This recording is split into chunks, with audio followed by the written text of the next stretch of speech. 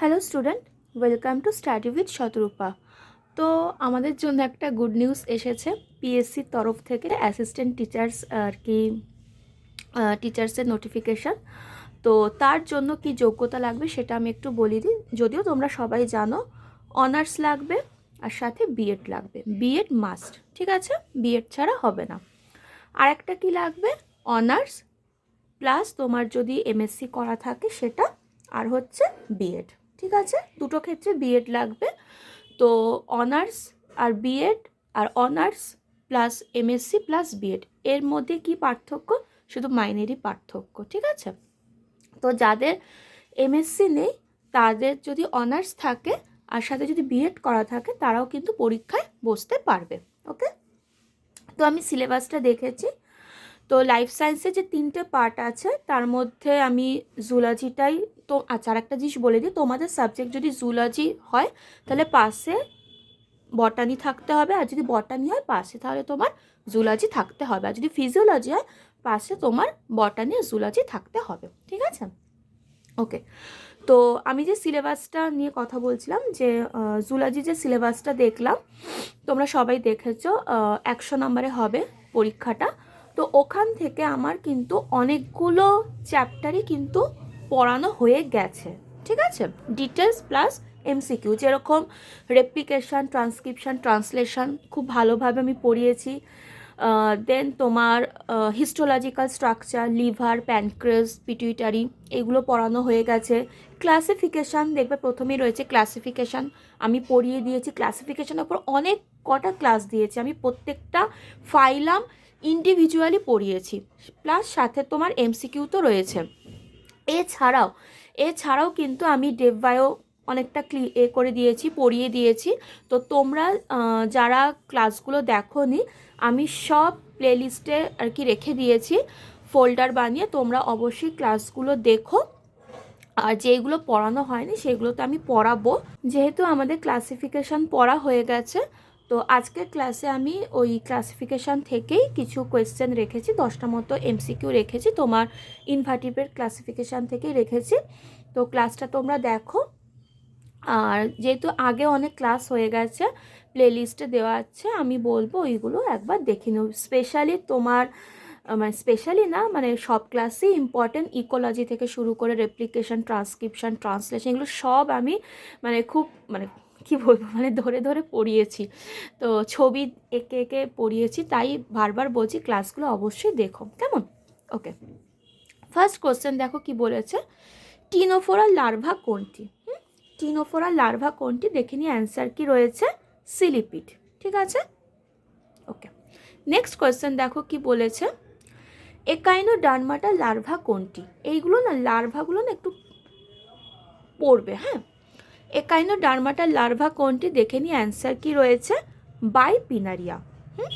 বাইপিনারিয়া। ওকে, next question কি বলেছে, অসফ্রাডিয়াম পাওয়া যায় কোন প্রাণীতে? দেখে নিয়ে অ্যান্সার কি রয়েছে, পায়রা, ঠিক আছে, পাইলাতে পাওয়া যায়। তো এবার আমরা বুঝবো এই অসফাডিয়াম জিনিসটা কি। বেসিক্যালি স্টুডেন্ট, এই অসফাডিয়াম হচ্ছে একটা তোমার সংবেদনশীল অঙ্গ, যেটা কিনা তোমার মোলাস্কাদের কেমো রিসেপ্টর হিসেবে কাজ করে, ঠিক আছে। সেই জিনিসটা কি, এই যে ধরো খাদ্য গ্রহণ, বর্জন মানে হচ্ছে খাদ্যের মধ্যে যেই বিষাক্ত কণাগুলো থাকে সেইগুলোকে বার করে দেওয়া, আর যেটা ভালো জিনিসটাকে গ্রহণ করা।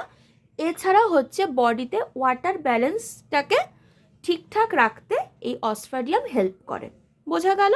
মেটাক্রোনিজম কোন প্রাণীতে দেখা যায়? দেখে নিই অ্যান্সারটা কি রয়েছে, প্যারামেশিয়াম। পরের কোয়েশ্চেন, প্রোটোনেফ্রিডিয়া কোন প্রাণীর রেচনাঙ্গ? দেখে নিই অ্যান্সারটা কি রয়েছে, ফিতাকৃমি, কেমন। চলো নেক্সট কোয়েশ্চেন কি বলেছে, নেক্সট আমি আবারও বলবো, এই মানে তোমরা না ডিটেলস ক্লাসগুলো একটু দেখে নিও, হ্যাঁ, তাহলে এমসিকিউটা দেখলে একটু সুবিধা হয় আমার মনে হয়। ওকে, নেক্সট কোয়েশ্চেন, ইঙ্ক গ্রন্থি আছে কার? ইঙ্ক গ্রন্থি কার আছে বলো, সেপিয়ার আছে হচ্ছে ইঙ্ক গ্রন্থি, ঠিক আছে। ইঙ্ক গ্রন্থিটা কি বলো তো, এক ধরনের যখন এদের মানে শত্রুরা যখন আক্রমণ করে না, তখন এদের একটা মানে এই ইং গ্রন্থিটা মানে একটা কালি থাকে, হ্যাঁ, কালো রঙের একটা কালি বেরিয়ে আসে, বেরিয়ে এসে কি জলটাকে ঘোলাটে করে দিয়ে শত্রুদের চোখে ওরা মানে বলতে পারো কাইন্ড অফ ধুলো দিয়ে পালিয়ে যায়, ঠিক আছে? ওই জন্য এই গ্রন্থিটাকে বলে ইং গ্রন্থি। ওকে, নেক্সট কোয়েশ্চেন দেখো কি বলেছে, প্রাণী জগতে দ্বিতীয় সর্ববৃহৎ পর্বের নাম কি? দ্বিতীয় বলেছে, হ্যাঁ, যদি শুধু বলতো আমাকে সর্ববৃহৎ সেক্ষেত্রে কি হতো, আর্থ্রোপোডা। এখানে যেহেতু বলে দ্বিতীয় সর্ববৃহৎ মানে সেকেন্ড যেটা আছে সেটা হচ্ছে তোমার মোলাস্কা। ওকে, নেক্সট কোয়েশ্চেন দেখো বলেছে, তারা মাছের অ্যাক্সিয়াল গ্রন্থিকে বলা হয় কি বলা হয়? অ্যাক্সিয়াল গ্রন্থিকে বাদামি গ্রন্থি বলা হয়।